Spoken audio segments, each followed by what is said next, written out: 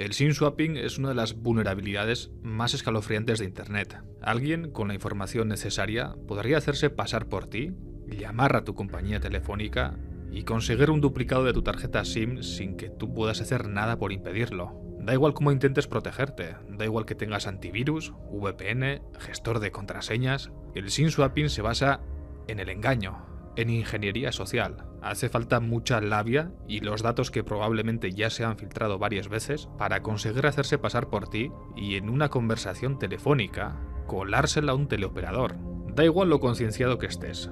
Puedes evitar que te engañen a ti, pero no a una empleada que lleva 10 horas de jornada partida escuchando los gritos de clientes descontentos porque les han quitado el descuento de fibra y televisión que en la letra pequeña avisaba que se iba a terminar en 12 meses. No puedes luchar contra eso. Por eso el SIM swapping da miedo, y los protagonistas de hoy son expertos en ello.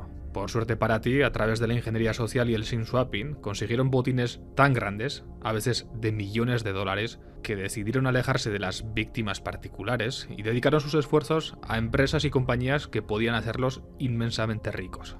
Pero como en toda gran historia de hackers, el despilfarro, las traiciones y la inherente necesidad adolescente de publicar en redes sociales llevaron a la detención de varios miembros de la organización. Diego Alonso, uno de los investigadores y guionistas del canal, ha estado meses estudiando la historia del grupo Scattered Spider y de su relación con la siniestra comunidad online de Com. Hoy viene al podcast a contarnos todos los entresijos de esta historia. Recuerda suscribirte a la newsletter para recibir contenido exclusivo. Esto es Lords Report, hoy King Kong.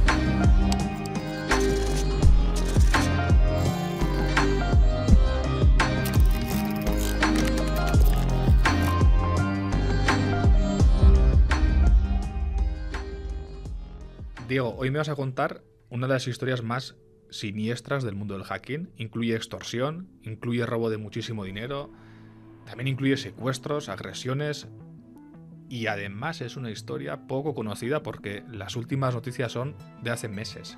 Y protagonizada por un chico que durante la mayor parte de estos eventos fue menor de edad. ¿De cuántos años estamos hablando? Tenía unos entre 15 y 17 años mientras sucedía gran parte de lo que os voy a contar hoy. O sea, que estaba en el instituto. ¿Iba al instituto este chico? Iba al instituto, pero estaba tan metido en todo este mundo que al final estaba aislado, no iba a fiestas, no iba a eventos. Estaba en casa siempre metido en servidores de Discord. O sea, que no era el más popular en la vida real, pero en internet sí. Exactamente. En internet tenía a veces decenas de espectadores mientras él estaba dando masterclasses de cómo hacer ingeniería social. Se llamaba Noah Urban. Hablamos de un chico nacido en el 2004 en Florida que empezó ya a tener contacto con el mundo del hacking desde muy joven. Con más o menos unos 8 años empezó a conocer qué era esto del SIM swapping y de la ingeniería social. ¿Y todo esto desde los videojuegos? Sí, desde los videojuegos. Era jugador de Minecraft y Counter-Strike. Y allí, en los servidores online que había con otras personas, en los chats, iba conociendo a personas que le hablaban de esto, del SIM swapping y de la cantidad de dinero que sacaban de él. Yo no sé hasta qué punto esto es muy común. O sea, yo he jugado a videojuegos, pero la verdad que nunca me he encontrado jugando online a hackers y estafadores que me hablan y me enseñan a cómo hackear a otras personas. No te enseñan directamente en el juego normalmente, sino que lo que hacen estos grupos es reclutar a nuevos miembros yéndose a estos juegos. Se suelen ir a comunidades más hardcore, menos conocidas, donde hay un perfil que les puede encajar. Este perfil más aislado que puede tener problemas familiares por familias desestructuradas, algún problema de aislamiento social. ¿Y a qué edad entró Noah Urban en estos grupos? Noah, aunque los conoció aunque a los 8 años empezó a tener sus primeros contactos, hasta los 14 no empezó a meterse en estos grupos. Cuando se metió, empezaron a formarlo, porque en estas comunidades suelen tener manuales para los nuevos miembros donde les explican lo que a ellos les funciona. Y él empezó en el SIM swapping.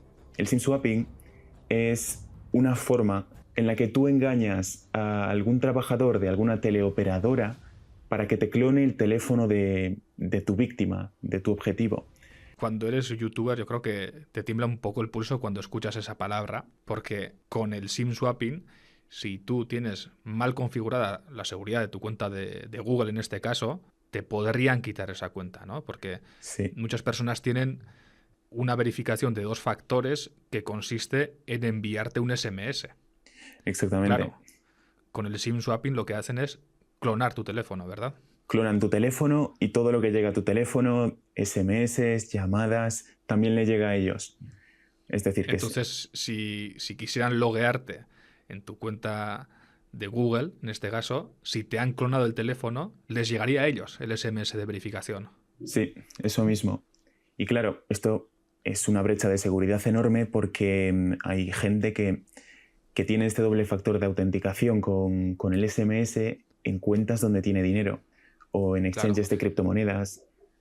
claro. Voy a detenerte un segundo, Diego, para decirle a los oyentes que esto tiene solución. Realmente tú puedes configurar un doble factor de autenticación con un autenticador como el de Google, o Proton también tiene el suyo. Esto no está patrocinado por Proton, pero creo que es gratuito. Y entonces esa verificación no se manda por SMS, sino por una especie de código, y te librarías de estos SIM swappers, que por cierto, buenos tienen que ser como para con 15 años hacerse pasar por un adulto y engañar a una teleoperadora. En este caso, todos los testimonios que hay de esta época sobre Noah, todos dicen, bueno, la gran mayoría dicen que tenía la voz muy grave, que lo escuchabas y no parecía que tuviese 14 años. Claro, pero también tenía que ser bastante inteligente, ¿no? Claro, sí, necesitas, al final las habilidades sociales siempre las necesitas porque estas situaciones me imagino que tendrás que ser muy bueno improvisando para poder convencer al teleoperador de que eres la persona por la que te estás intentando hacer pasar. Y él se volvió en un auténtico experto en saber cómo hacer este engaño, ¿no? Sí, él de hecho, cuando empezó a hacer todo esto, en la primera semana consiguió $3.000 simplemente de gente a la que iba haciéndole SIM swapping. Porque en el grupo en el que estaba, los otros que estaban con él le pagaban $50 por cada una de las víctimas. Vale, entonces, para colocarnos un poco, cuando él empezó, realmente hacía el SIM swapping. Entiendo que consigues que la operadora te mande un SIM con ese mismo número a casa, ¿no? Sí, Y luego él no ejecutaba ninguna acción más, es decir, no robaba ninguna cuenta ni nada, sino que simplemente les daba ese SIM a otras personas a cambio de dinero. al principio sí, al principio es lo que hacía, simplemente se las vendía a los otros miembros y los otros miembros yo ya supongo que harían lo que hemos comentado. Y has comentado también que él va dando clases mientras juega y la gente le escucha. Esto ya más adelante, a medida que fue creciendo, fue entrando más y más en esta comunidad. Al meterse en estos grupos, descubrió que había una cultura, una cultura un poquito más grande, donde había más gente que no solo se dedicaba al SimSwap, sino que había también gente especializada en hacer ransomwares, gente que era muy buena extorsionando a personas para hacerles extorsión, por ejemplo. Y aquí dentro empezó a ganarse el respeto de los demás integrantes, demostrando que era muy bueno haciendo SIM swapping. Entonces llegó un punto en el que él estaba jugando al Counter-Strike, lo retransmitía y el resto lo escuchaban. Y él contaba cómo le había robado $5.000 a alguna víctima a la que le había hecho SIM swapping. Para esos $5.000 entiendo ya que, además de hacerle el SIM swapping, luego consiguió entrar en algún tipo de cuenta bancaria mediante esa verificación de 2 factores o un exchange, tal vez. Sí, probablemente es lo que sucedió. Normalmente solían atacar a exchanges de criptomonedas, porque al final el exchange de criptomonedas, cuando tú robas algo, puedes dejar muy pocas trazas y además es un dinero que después no pueden bloquearte. Si tú esto lo haces en un banco y avisan al banco, pueden bloquearte la cuenta a la que hayas movido el dinero y podrían localizarlo a él muy fácilmente. Claro, en criptomonedas no pueden bloquearte. Eso sí, si fueran grandes cantidades, al final la trazabilidad está ahí. Incluso ya hemos visto casos que incluso utilizando mixers los han terminado encontrando. Es que los mixers al final lo único que hacen es complicar que se pueda saber cuál es el origen. Y hay una anécdota bastante graciosa, y es que Noah vivía con sus padres separados. Cuando estaba viviendo con su madre, la madre de pronto veía que el hijo pues hacía un montón de cosas extrañas, sacaba dinero, tenía dinero para hacer pedidos a domicilio, tenía un ordenador carísimo que no dejaba de mejorar, y de vez en cuando también escuchaba alguna conversación. Lo escuchaba al otro lado de la pared diciendo que había robado cantidades enormes de dinero, presumiendo ante los demás miembros del grupo, y después la madre empezaba a hacerle preguntas. Y cuando empezó a hacerle preguntas, pues Noah decidió irse a casa de su padre. Y a su padre, ya sabiendo lo que podía pasar, le explicó que todo este dinero lo sacaba gracias a su pericia en el mundo de las criptomonedas y porque era buenísimo haciendo trading. Entonces, claro, la clásica del trader. Claro, exactamente. Lo sacaba todo de ahí y entonces justificaba las zapatillas que llevaba de Louis Vuitton, sus Rolex y excentricidades de ese estilo. Y el padre se lo creía, claro. El padre se lo creía y él tenía la realidad tan distorsionada que le decía al padre que no entendía cómo él podía estar todo el día trabajando y tener una hipoteca en vez de tener un Ferrari. O sea, que un poco humillaba a su propio padre. Por la poca información que hay, parece que no valoraba el trabajo que él hacía porque él con mucho menos esfuerzo conseguía más dinero. Y en estas comunidades miden el prestigio y miden el estatus muchas veces con la cantidad de dinero que eres capaz de robar o la cantidad de gente a la que eres capaz de engañar. Claro, o sea que no se sabe del todo, ¿no? Pero psicológicamente también es un perfil que a la mínima que la madre le pone un poquito, trata de ponerle un poco firme, se va. Y a su padre también le tiene un poquito, le mira por encima del hombro, ¿no? Sí, al analizar su Twitter se puede ver que esto también lo llevaba a Twitter. Hay fotos de él con el Rolex, hay fotos de las zapatillas que se compraba de Louis Vuitton y en general le gusta presumir o llegó a retuitear cosas relacionadas con lo que él hacía sin decir que era él el que lo estaba haciendo. O sea que mostraba mucho. Mostraba mucho y de hecho más adelante una de las cosas por las que acaban pillándolo fue por mostrar demasiado. Por subir fotos a redes sociales, entiendo. Más que nada por capturas de pantalla que lo incriminaban de chats de Discord. De acuerdo. Estamos en esa fase en la que se está convirtiendo en una especie de dios del SIM-swapping. Ya está empezando a explotar a esas víctimas. ¿Cómo da el siguiente paso? ¿Cómo va escalando? Aquí en esta época estamos hablando de algo que pasó entre 2022 y 2023 más o menos.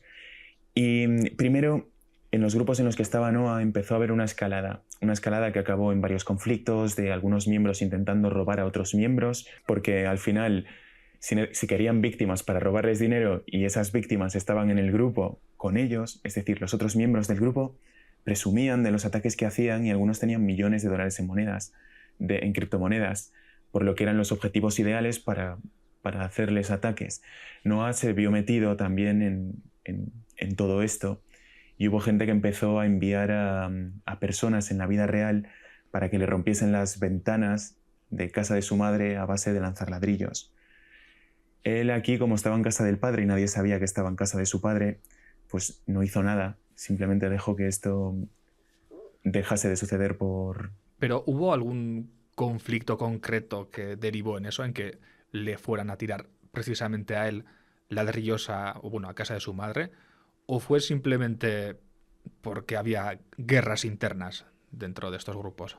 Probablemente fue porque dentro de estos grupos había un montón de guerras de ideales, porque nadie tenía muy claro cuál era el objetivo final del grupo. Entonces, entre Claro, ellos... pero ideales a un nivel filosófico, ¿pensaban que querían cambiar el mundo o algo? ¿O cómo? Había conflicto porque algunos de ellos veían el objetivo de DECOM como convertirse en la mejor comunidad hacker con las mejores técnicas y ir escalando, podemos decir, hacia generar más y más dinero y dar golpes cada vez más grandes. Pero después había otra otra sección a la que no le interesaba tanto esto del dinero y lo que querían era ver quién llegaba a extorsionar de la forma más oscura a una persona. Y aquí a estas personas hablamos de chicas, de niñas menores de edad, a las que forzaban y manipulaban para que acabasen en situaciones horribles. Les obligaban a cortarse, a hacerse fotos desnudas, y esto generaba conflictos dentro de DECOM porque algunos no querían relacionarse con esos que estaban metidos en todas estas actividades. Ahora ya estás hablando de DECOM, pero entiendo que al principio, cuando empieza Noah con el tema del SIM swapping, no se trata de DECOM y luego este grupo entra dentro de DECOM. El grupo en el que él fue conociendo a varias personas y probablemente estas personas ya estaban dentro de DECOM. Él, al ir con este grupo de gente, seguro que acabó metido en algún grupo relacionado con lo que es DECOM en sí. DECOM en sí no es algo que puedas definir como este grupo, este y este son parte de este gran paraguas, sino que es una subcultura de un montón de gente que empieza operando bajo ese nombre y después se va esparciendo. Es como un Anonymous, pero de más o menos ciberdelincuentes, es decir, que no hay una organización cerrada, ¿no? Anonymous puede ser prácticamente cualquiera con ciertos ideales. En este caso, DECOM es algo similar, pero en modo turbio. Es difícil de definir porque tampoco siguen unos ideales como tal. Hay miles de miembros, pero entre ellos no están todos unidos ni tampoco tienen una ideología definida. Son gente que muchas veces acaba allí dentro sin saber que realmente está allí dentro, porque los grupos, nace un grupo, tiene un nombre, dentro de ellos se separan algunos miembros porque quieren tener sus propios grupos y se crean 2 nuevas comunidades, de esas 2 nuevas comunidades nacen otras 3 y todo eso forma parte de DECOM, pero llega un punto en el que está ya todo bastante difuso. Volviendo a Noah Urban, le estaban tirando ladrillos a casa de su madre. ¿Cómo responde? Noah a esto responde no haciendo nada. Deja que el tiempo pase porque no quiere pagar lo que le están pidiendo para que estos ataques cesen. Así que él siguió en casa de su padre mientras todo esto sucedía. ¿Cuánto le piden, perdón? ¿Cuánto dinero le piden? La verdad es que eso no lo sé. Pero le piden una cantidad de dinero. Le piden una cantidad de dinero para que cesen los ataques, pero él sabía por experiencia propia que los miembros de DECOM no son de fiar y que por mucho que pagues pueden volver otra vez al día siguiente. Claro, porque seguramente es lo que él haría también, ¿no? Probablemente. La mayoría de miembros de este grupo, que creo que no lo he dicho hasta ahora, están entre 11 años y 26 años, y en esas edades la gente es un poco inestable. Ellos empiezan a atacarse entre ellos, también entiendo, porque ellos saben que ellos tienen dinero, porque han robado a otras personas y encima están chuleando de ello. Aquí, la clave en este sentido también es encontrar al objetivo adecuado que tenga pasta. ¿Cómo encuentran a sus víctimas? Aparte, por supuesto, de atacarse entre ellos mismos. Pues atacarse entre ellos mismos muchas veces es lo más tentador, pero saben que no pueden estar así de manera indeterminada porque el grupo no se sostendría. Entonces lo que hacen es sacar esta información de sus víctimas de filtraciones de datos. Por ejemplo, Noah y el grupo con el que estaba, que tenía un amigo que se llamaba Tyler B., sacaron parte de sus víctimas de una filtración del Ledger que compraron en la Dark Web. Ledger, que es la empresa que fabrica billeteras frías, estos USBs billetera, más famosa del mundo. Sí, son billeteras donde la gente normalmente almacena sus criptomonedas. No es que con esta filtración pudiesen acceder a esas billeteras y robar el dinero, sino que esto lo que les decía era que la gente que había en esa filtración probablemente utilizase exchanges de criptomonedas que sí eran vulnerables al método del SIM swapping. Es una lista todo de objetivos que probablemente no van a tener que asegurarse de si tienen dinero o no tienen dinero, cuando si simplemente cogen una lista de filtración. Sí, por ejemplo, si se filtra, por ejemplo, una base de datos de Facebook, por poner un ejemplo, puede que se filtren un montón de correos electrónicos. Estas filtraciones no incluyen contraseñas, pero esos correos electrónicos realmente no sabes qué personaje hay detrás de eso, no sabes si tiene dinero, si no tiene. En cambio, si se filtra la base de datos de Ledger, ya puedes decir, bueno, este tío es un tío al que le gustan las criptomonedas y le gusta bastante, porque una cuenta en Binance la tiene cualquiera. Pero meterte ya a tener tu propia billetera física y tal, eso ya es más de frikis, entiendo yo, ¿no? Del mundo de las criptomonedas. Y es más probable que el que esté ahí tenga. Exactamente. Empezaron a atacar a estas personas y fue un completo éxito. Estafaron, bueno, robaron bastante dinero entre todas estas cuentas y de ahí el grupo siguió escalando y siguió mejorando su manera de hacer SIM swapping. Ahora mismo, en este punto, Noah tenía un amigo bastante cercano que se llama Tyler Robert Buchanan, que en el grupo lo conocían como Tyler B. Y entre los dos solían hacer estos ataques de SIM swapping con otras personas que también había en el grupo, pero principalmente eran estos dos. Entonces llegó un punto en el que decidieron atacar a Okta Inc., que es una web que regula los portales de autenticación de los empleados, donde te metes para hacer login. Empleados de Zoom o Mastercard o Coinbase. Así que si lograban hacerse con el acceso a Okta, podían enviar mensajes de phishing que pareciesen reales a todos estos trabajadores de Zoom, de Mastercard, de Coinbase, y de esa manera hacer que se logueasen en una página web falsa y conseguir información de gente que está en empresas que mueven dinero. Es decir, ellos lo que tendrían que hacer es clonar, entiendo, a Okta para hacer phishing y que pusieran ahí los datos de login estos empleados. Sí, lo que hicieron fue enviar un montón de mensajes falsos con un link que se parecía muchísimo al de Okta. Y Vale. ¿Estos mensajes enviaron a quién? le enviaron estos mensajes a los empleados de Okta.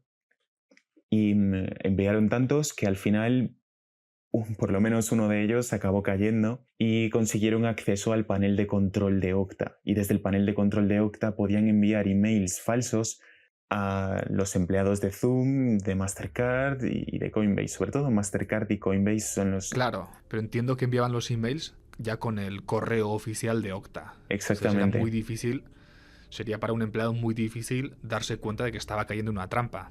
Sí, exactamente. Porque todas las recomendaciones que te dan para evitar phishing, de asegúrate de que el que te envía el mensaje es quien dice ser. Y Claro. cuando ves que... O sea que sí lo montaron muy bien. Lo montaron muy bien. Porque de esta manera, además Google tampoco clasifica el correo como spam o te avisa de que puede ser peligroso porque ve que el que lo está enviando es un usuario... Claro, claro. No, de ese phishing casi no te puedes librar. Es muy difícil. Es como si te mandase un día Google con su propio correo electrónico, con su propia dirección, un correo que te diga, tienes que cambiar tu contraseña. Y tú verificas el dominio y dices, sí, exactamente es el de Google. Sí, es justo lo que pasó. Y de esta forma accedieron a unas 209 compañías que... Wow. Accedieron a unas 209 compañías y de aquí empezaron a atacar a todo el mundo. Pero claro, en Singapur una compañía que es el grupo IB, una compañía de ciberseguridad, dio la voz de alarma, Noah se asustó y se deshizo de su ordenador.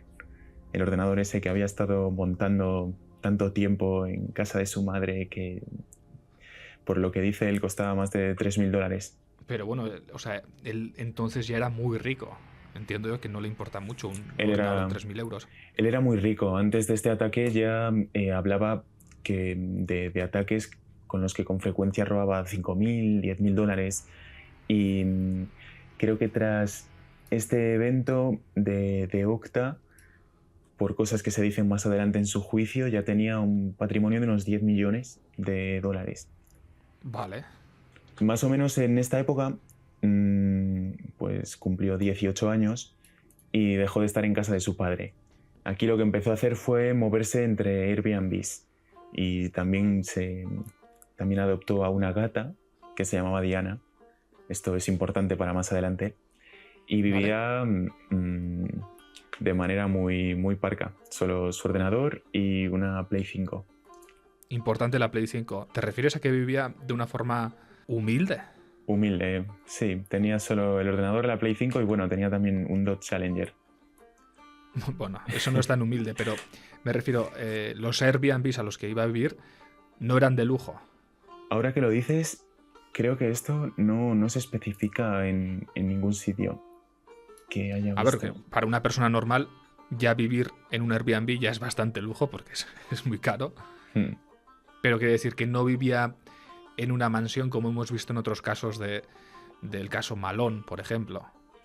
No vivía en una mansión. Hay fotos de las que subía él que se puede ver que estaba en apartamentos, en zonas privilegiadas, pero tampoco mansiones. Puede que sí fuesen apartamentos caros o lujosos, pero no era algo mucho más grande. Y a todo esto, él tenía una cuenta de Twitter o de Instagram a su nombre, con su cara, enseñando relojes, enseñando el Dodge, ¿o no? No, él tenía otro nombre en internet, tenía varios de hecho. Uno de ellos es King Bob, que es el que tenía, si lo buscáis en Twitter como King Bob, debería saliros. Y es el mismo nombre, de hecho, si os habéis visto los Minions, pues lo saco de ahí. Y en ese Twitter no subía su cara. No subía su O- cara, subía Vale. fotos de su muñeca con un Rolex, a veces subía fotos de sus zapatillas. De acuerdo, en este momento ya está formado el grupo Scattered Spider. Todavía no. Esto es justo después de este ataque a Okta. Después de este ataque a Okta, las empresas empezaron a ponerse las pilas y ya no pedían solo ese doble factor de autenticación con el número de teléfono SMS. Lo que decías antes de que en los exchanges o en algunos lugares puedes meter el de Google, pues te obligaban a meter el de Google, además el SMS, otro por correo electrónico y en algunos sitios te hacían hasta poner una contraseña de seguridad distinta a la contraseña que usabas para hacer el login. Entonces el SIM swapping empezó a perder su efectividad. El SIM swapping empezó a perder fuerza, pero ellos habían visto que con conseguir a un empleado, como es este caso, que pudiese darles acceso a un panel de control con el que enviar tantos mensajes, ya tenían el negocio montado, porque al final el SIM swapping da igual cuando tú lo que envías es una web en la que metes todas las credenciales que necesitas para iniciar sesión tú por otro lado en la cuenta de verdad. Pero igualmente, aunque tú tengas las credenciales, muchas veces vas a necesitar el teléfono, ¿no? O el teléfono o el doble factor que ya has configurado. Sí, pero si tú te lo montas de la manera adecuada como para que la interfaz sea exactamente igual que la real y le pides también esos datos, puedes tú entrar desde otro sitio, porque te está dando todos los datos que tú le pidas a través de esa interfaz de esa web. En este punto ya es cuando empiezan Tyler B y Noah a reclutar. No hay Tyler B. Aquí se le empezaron a formar Scattered Spider con la idea de llevar el SIM swapping al siguiente nivel y empezaron a unir fuerzas con otros miembros de los grupos en los que estaban y grupos de Decom.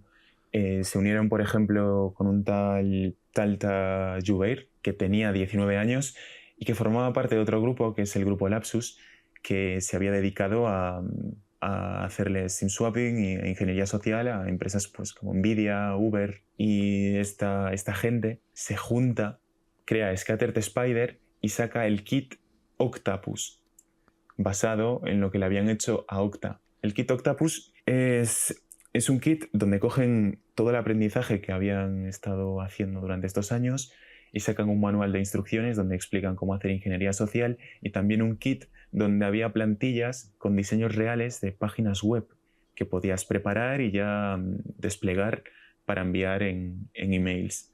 Esto es un poco como, no es SIM swapping as a service, pero es phishing as a service, ¿no? Prácticamente. Prácticamente, sí. Y lo vendían. Esto, la verdad es que no estoy seguro de si llegaron a venderlo. Sí que había gente en Decom que vendía esta clase de productos, vendía también ataques de denegación de servicio y vendía también softwares de ransomware, pero esto no estoy seguro de qué hicieron con ello. Lo que sí se sabe es que con este kit llegaron a afectar a más de 130 organizaciones y a unas 9.000 cuentas en total. ¿Alguna de estas conocidas? Pues uno de ellos fue a Riot Games, que si no os suena son los que tienen el League of Legends o el Valorant, que son dos eSports a los que juega un montón de gente. Sí, los que tienen enganchadas a muchísima gente, sí, el LOL. Sí, el LOL. El LOL. La gente que juega suele decir que no puede salir de ahí. O sea, que hackearon el LOL, se podría decir. Hackearon el LOL y más cosas. Esto pasó en enero de 2023 y se llevaron el código fuente del LOL, del anti-cheat y del Teamfight Tactics, que si no lo conocéis es parecido al Hearthstone, un juego de cartas. El caso es que esto es muy grave porque en esta clase de juegos competitivos es importante que el código fuente no se filtre, porque si se filtra la gente puede ver qué es lo que hace para evitar que los jugadores hagan trampas. Como al final son eSports que tienen competiciones a nivel profesional, es importante que que no haya gente haciendo trampas para que todos jueguen en condiciones similares. Claro, lo interesante aquí es que el League of Legends, el modo competitivo, o sea, la gente se lo tomará a cachondeo porque es un videojuego, pero mueve muchísimo dinero. Mueven muchísimo dinero. Scattered Spider, el grupo, le dijo a Riot: oye, si no queréis que liberemos este código, pagadnos 10 millones, nos dais este rescate y nosotros no liberamos nada. Y Riot se negó, no lo hizo. Ellos liberaron el código y se estima que perdieron bastante más dinero que esos 10 millones. Claro, la cosa es que tú ya has dicho antes que esta gente tampoco era muy de fiar, que lo mismo Riot, si hubiera pagado esos 10 millones, hubieran liberado el código también. Exactamente, esto es un problema bastante común en Decom, y es que la gente que hace estos ataques de ransomware y pide rescates no son de fiar porque no tienen un prestigio, no construyen esa confianza con otras personas de si nos pagáis, de verdad no vamos a liberar este código. Lo que ven las compañías es que es un grupo de gente, la mayoría menores de edad, que no están muy bien organizados, porque al final hay estas peleas internas, hay divisiones del grupo. Scattered Spider acaba dividido en Scattered Spider, Lapsus Hunters, Scattered Shiny, no recuerdo. Sí, claro, pero que igual tú le pagas a un grupo y luego te dice el otro grupo, que es una escisión de ese mismo grupo, que le vuelvas a pagar. Sí, podría pasar. No hay honor entre ladrones, ¿no? No, se puede aplicar a todos estos grupos. Pero entonces, con muchos de estos grandes hackeos no consiguieron dinero. Porque, por ejemplo, lo del LOL puede ser un gran hackeo, pero si Riot no paga, no hay dinero. No consiguieron dinero, pero al final en este grupo también buscaban el prestigio. Esto les permitía presumir ante todos los demás miembros de lo que estaban haciendo. De hecho, dentro del grupo en el que estaban había una tabla de clasificación con los que tenían los logros más grandes de todos. Y para ¿Era que como una especie de puntuación o...? algo así. ¿Y Estos... cómo se puntúa eso? No sé exactamente cómo funciona el sistema de puntuación, pero sí que sé que no hay Tyler B. Incluso tras este ataque a Riot Games no estaban ni en el top 10. O sea que hay cocos más grandes ahí dentro. Eso parece. Y no se sabe nada de ellos, porque al final estas historias que salen a la luz son de gente a la que acaban pillando. ¿A qué otras grandes compañías hackearon? Antes de saltar a otros ataques, creo que es importante hablar de Noah fuera de Scattered Spider, porque aunque estuviese en este grupo, él por su cuenta seguía haciendo cosas y se hizo muy famoso en una comunidad que se llama leaked.cx. Es un foro donde la gente sube filtraciones normalmente de música, y él se había propuesto conseguir música de sus artistas favoritos que aún no había salido. Esto se le ocurrió mientras iba en su Dodge Challenger conduciendo por ahí de camino a su restaurante favorito, y él escuchaba muchísimo hip hop y trap, artistas como Lil Uzi, Playboi Carti, Juice WRLD. Madre mía, no conozco a ninguno. Sí, yo tampoco los conocía antes de esto. Suenan, creo que por lo poco que escuché de ellos, creo que son todos de trap. Y como él era muy bueno manipulando, al final consiguió lo que buscaba y bajo su mote de King Bob, pues robó música de estos artistas. Lo que hizo fue engañar a los sellos discográficos, a Warner y a Universal, y empezó a filtrar algunas de las canciones en este foro de LeakCX. Una pregunta. ¿Se sabe si el engaño lo hizo, como siempre, llamando por teléfono y manipulando? Sí, supongo ¿O que por sí. correo? Sí, vale. Entonces, la gente del grupo aquí pasó algo bastante curioso, y es que algunos lo odiaban y a otros les parecía increíble lo que había logrado. Algunos lo odiaban porque decían que porque decían que estaba destruyendo las carreras de los artistas, y otros lo admiraban porque no entendían de dónde sacaba toda esta música. En un chat de Discord filtrado se puede ver cómo él presume de que había conseguido 2 carpetas enormes con un montón de información dentro y de que era un amasijo de basura, excepto estos artistas. Y entre ese amasijo de basura había canciones que vendió por hasta $20.000 de Ariana Grande. O sea, Que y alguien quiso comprar una canción que de todas formas dentro de unos meses iba a ser pública.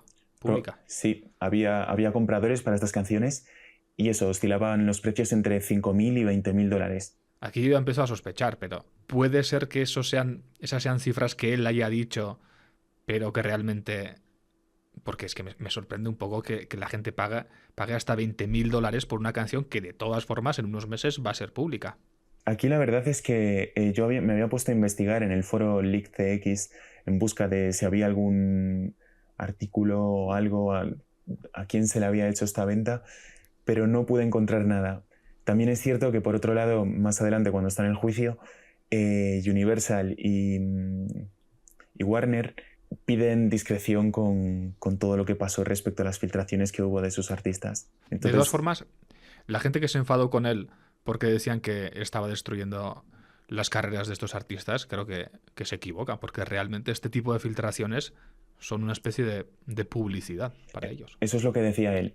Él decía que hacía este trabajo para honrarlos, porque quería darles el marketing perfecto que ellos nos estaban dando. Veía muchísimo potencial en sus artistas favoritos y creía que de esta manera los estaba ayudando porque él hacía mucho mejor trabajo promocionándolos que las propias discográficas.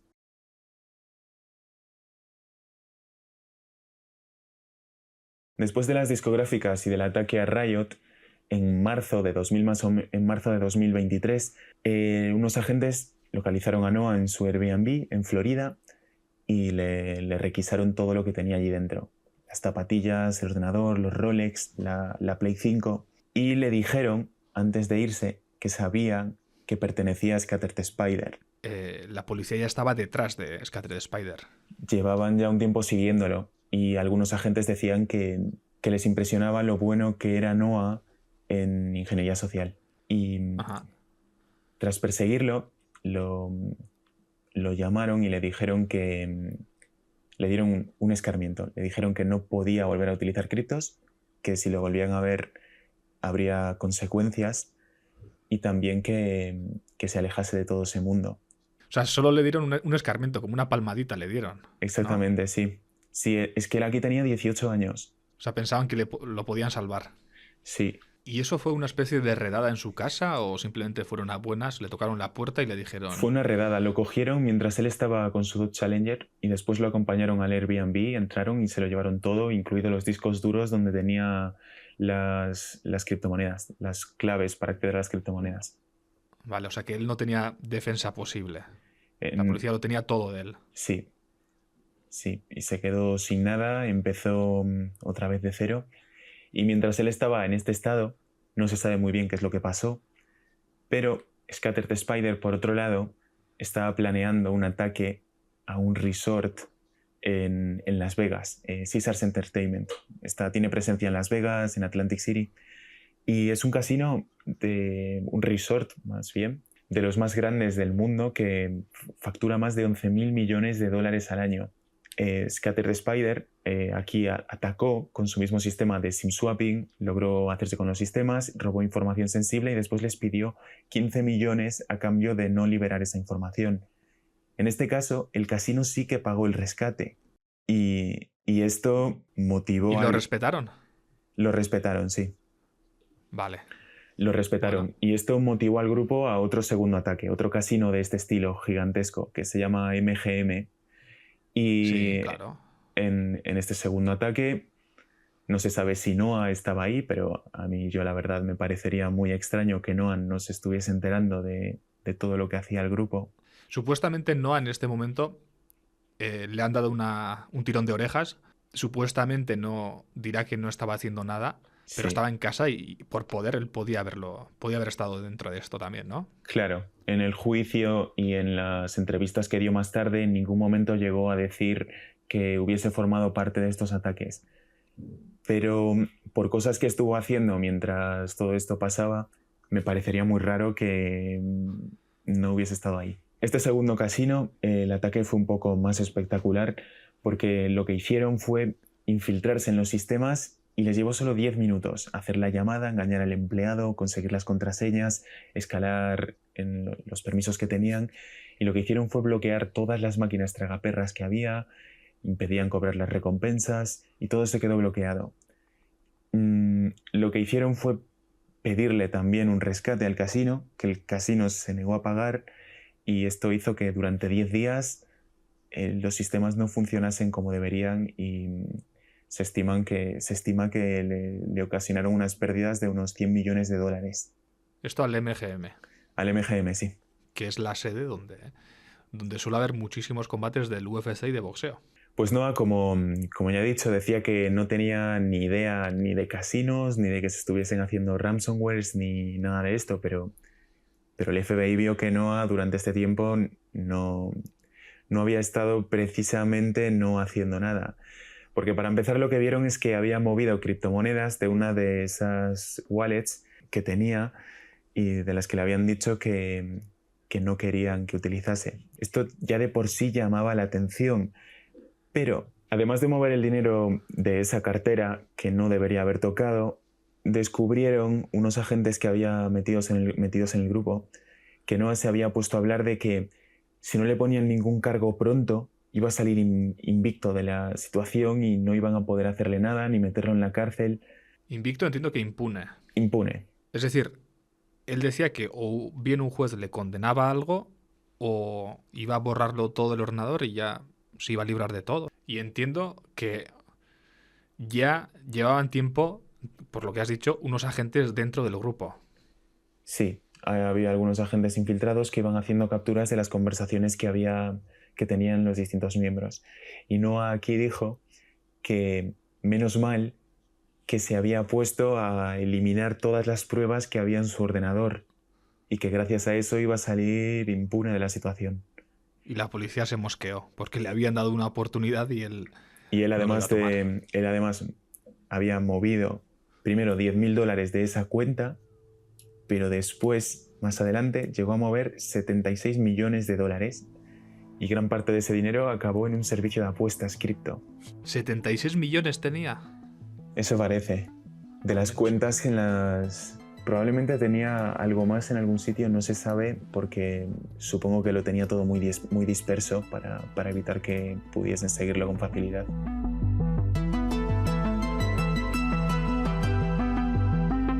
Además de que el FBI hubiese encontrado todo esto sobre él, por su lado, había seguido filtrando canciones de sus artistas favoritos.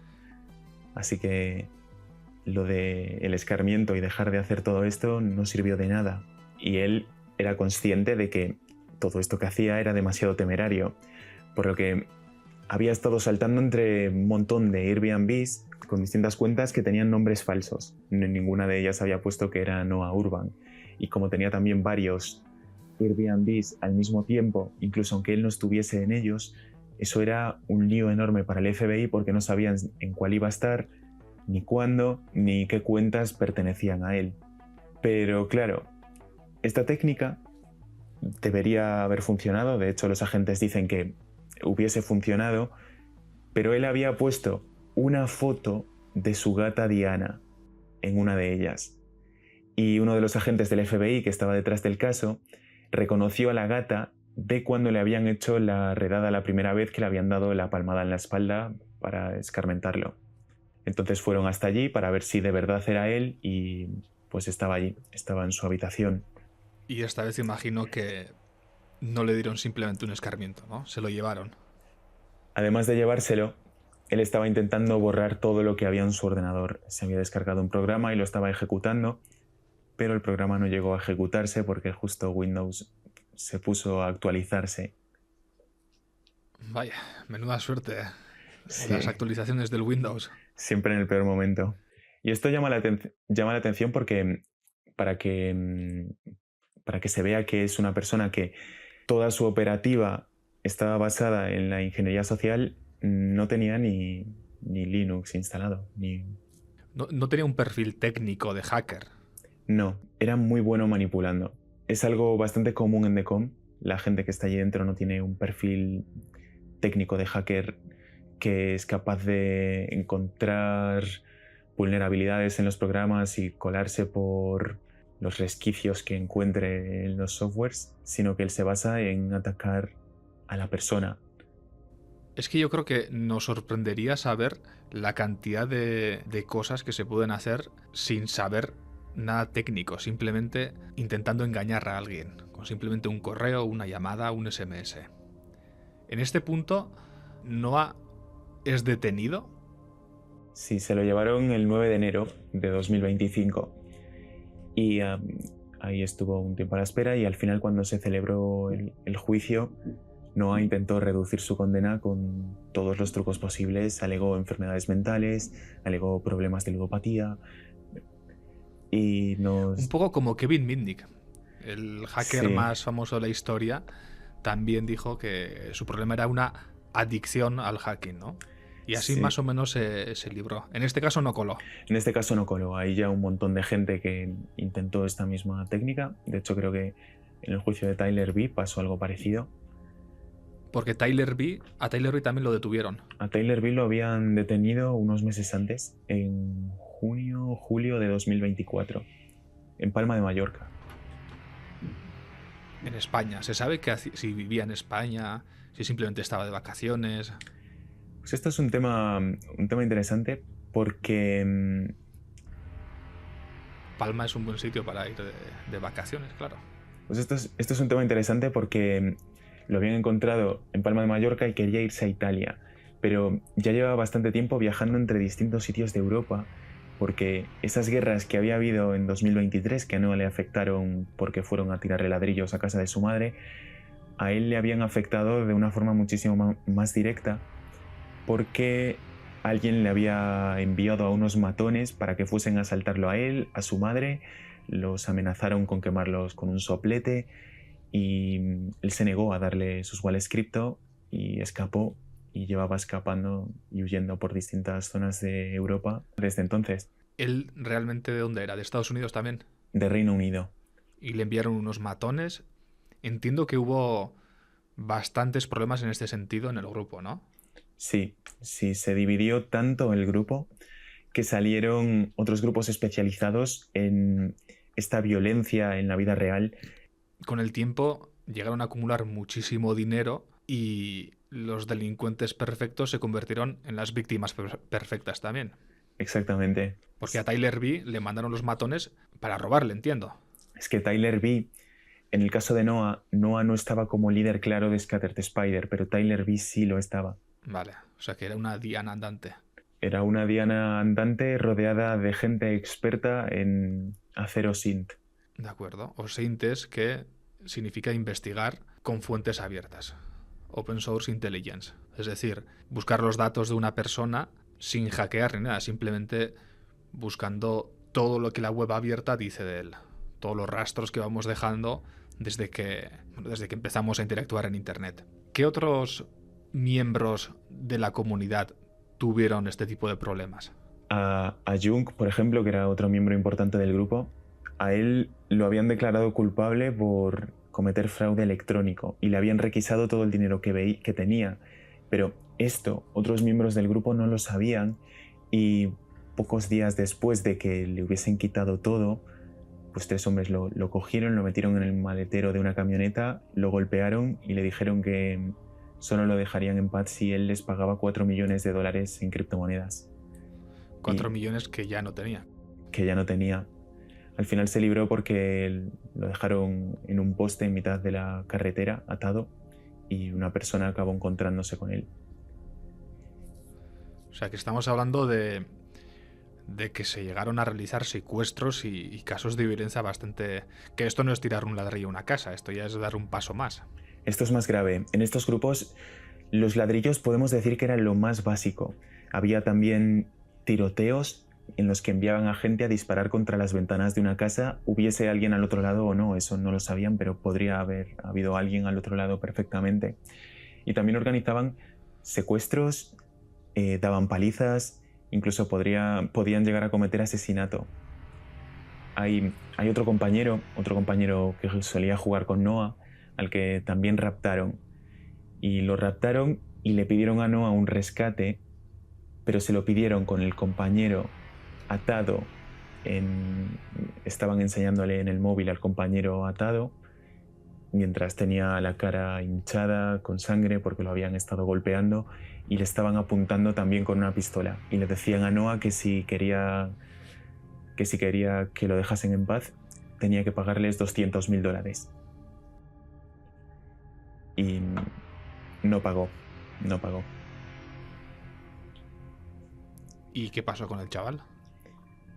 Este también consiguió escapar.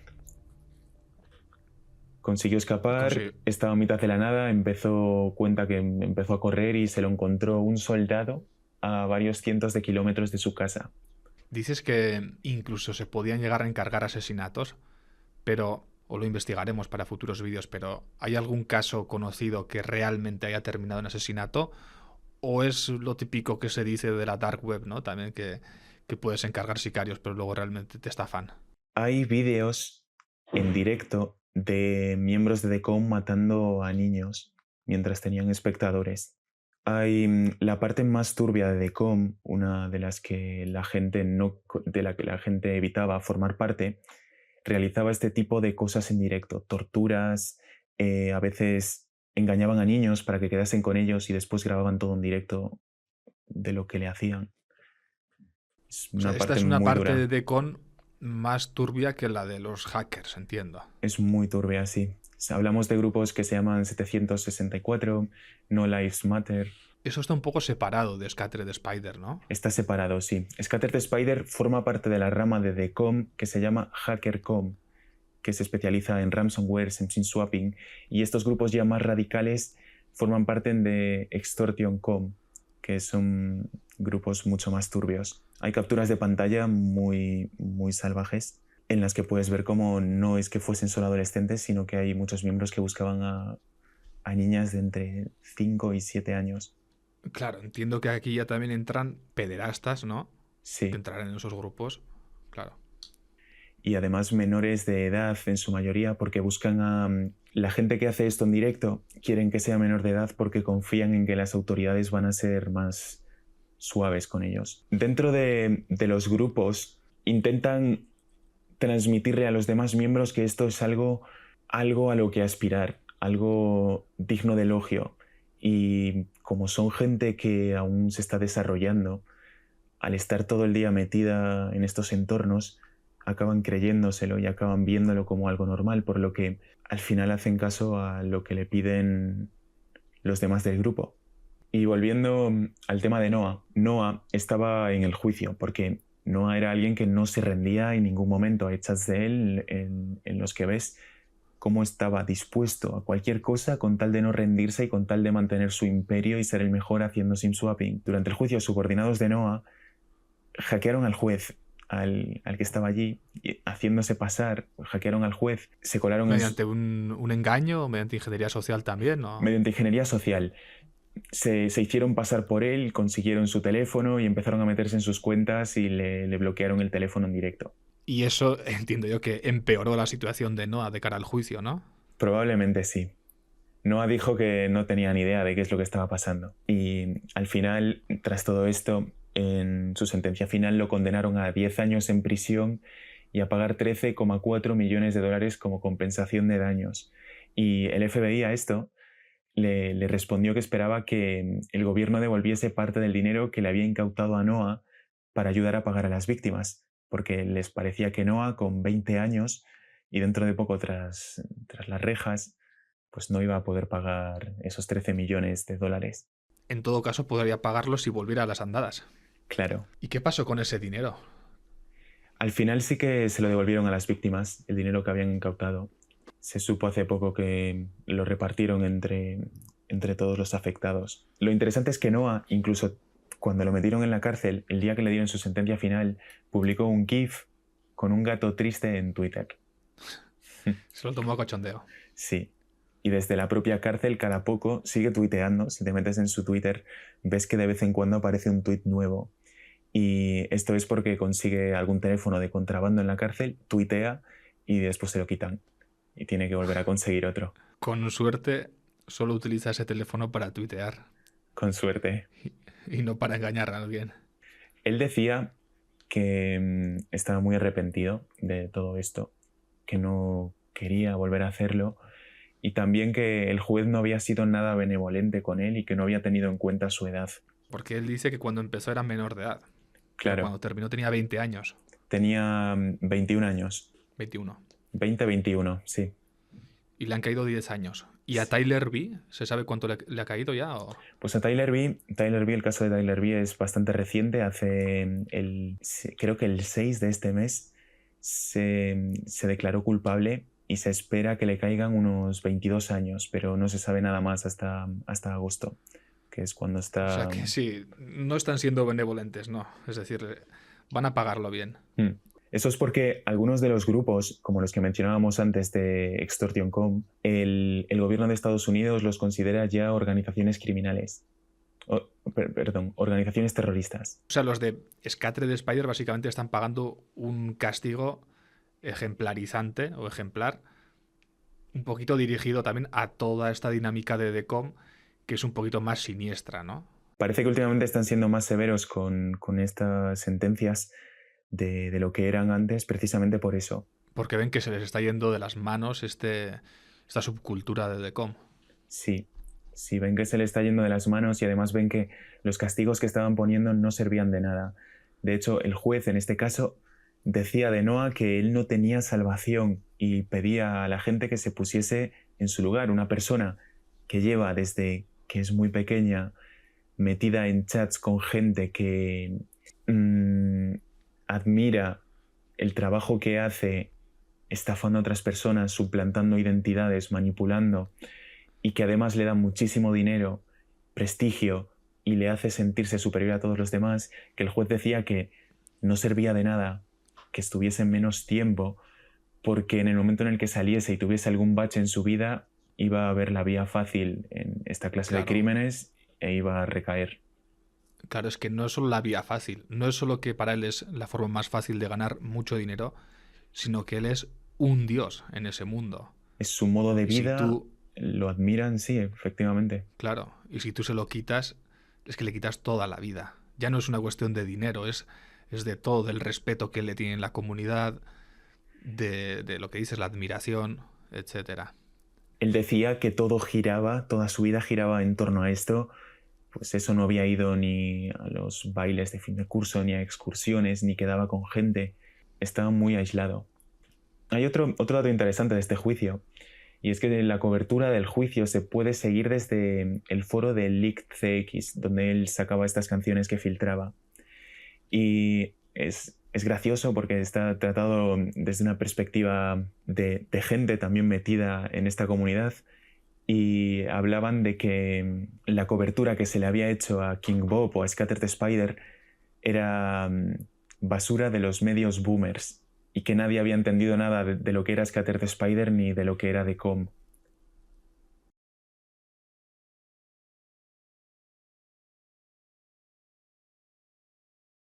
Y en el foro de Leaked también es interesante ver cómo clasificaban a Noah, porque la gente de allí parecía estar de acuerdo en que los hackeos que habían hecho a los casinos, a Riot, o lo que había hecho Noah por su cuenta de filtrar las canciones, era algo que se podía perdonar. Pero en la transcripción del juicio se podían encontrar testimonios de personas a las que Noah había robado directamente, personas que dicen que perdieron todos sus ahorros, planes de vida, porque él se lo había llevado todo. Y otras que se perdieron a sí mismas y acabaron destruyéndose porque todo lo habían construido en base a esos ahorros que ya no tenían. Incluso hay un jubilado de 70 y pocos años que tuvo que volver a trabajar porque si no iba a perder su casa, no tenía para pagarse la comida. Y esto en el grupo de Leak CX decían que no podían perdonárselo. Claro. Y una vez en la cárcel, Scattered Spider se deshace. No se deshace porque, al igual que con otros grupos de DECOM, los grupos están en constante cambio. Los miembros son muy distintos y hay compañías de ciberseguridad que siguen a estos grupos, que ven cómo de pronto las tácticas que utilizan, las herramientas, los métodos de infiltración cambian de golpe. En Scattered Spider pasó algo parecido. De pronto los miembros sus métodos empezaron a volverse mucho más profesionales. Eran más rápidos infiltrándose, hacían infiltraciones que requerían conocimientos mucho más técnicos, y los ataques se volvieron más graves. Aquí, de hecho, fue cuando se unieron con el grupo Lapsus, estos que hacían el ransomware, y al estar el grupo más profesionalizado, atacaron, por ejemplo, a varias cadenas de tiendas en Reino Unido, como Harrods, que es como un Corte Inglés, son los grandes almacenes de Reino Unido. Y lo que hacían era hacer que las webs dejasen de funcionar. Entonces los pedidos se cancelaban solos, o ellos robaban datos de clientes, o hacían que tuvieran problemas de stock. Incluso hay algunas tiendas en las que jugaban con el suministro eléctrico de las neveras y hacían que se les estropeasen todos los productos. Con esto causaron más o menos en daños unos 300 millones, que supera por mucho los daños que le habían causado a MGM. También después estuvieron atacando a aerolíneas. Atacaron a... Pero en este caso, cuando atacas una aerolínea o los daños que causaron en Reino Unido, no tienen un objetivo de ganar ellos dinero, ¿no? Simplemente quieren destruir. Parece que en este caso, pues la verdad no sé si buscaban ganar dinero o si habían pedido algún rescate para dejar de hacer esto, pero parece que no, por otro ataque que hicieron al metro de Londres, que fue un ataque con el que causaron interrupciones en el metro. Los servicios online no iban, la información sobre las salidas o las llegadas no aparecía o no era correcta, y tampoco funcionaban las webs de reservas. Y es que aquí no se sabía muy bien qué estaba pasando, ni quién estaba detrás, ni cómo frenarlo. Por lo que entiendo que esto lo hacían solo para demostrar que podían. Entonces, ya para terminar, Scattered Spider, después de hacerse grande con Noah, ahora sí Noah se ha vuelto más técnico y más profesional, y supongo que más peligroso también. Exactamente. El grupo sí que se está volviendo cada vez una amenaza más peligrosa, más técnica, y que además está haciendo colaboraciones con otros grupos dentro de DECOM. Hay una colaboración que, si no recuerdo mal, el nombre es Scattered Lapsus Hunters, que junta 3 grupos, junta el grupo Scattered Spider, el grupo Lapsus y el grupo Shiny Hunters. Entre los 3 crearon su propio software, que es un ransomware as a service, que están utilizando también otros grupos. Entonces, muy probablemente en los próximos meses volveremos a tener noticias de este grupo. Muchas gracias, Diego, por venir a contarnos esta historia. De nada, un placer. Y espero que os suscribáis, os paséis por la newsletter, y nos vemos en el próximo podcast. Chao.